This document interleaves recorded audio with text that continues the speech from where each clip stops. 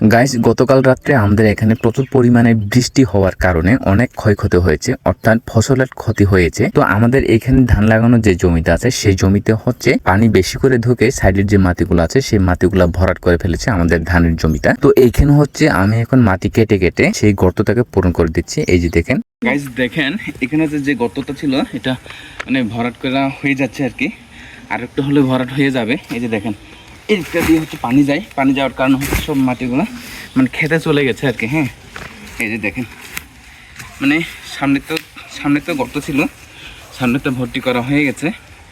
তো এখন এটা প্রায় ভর্তি করা শেষ।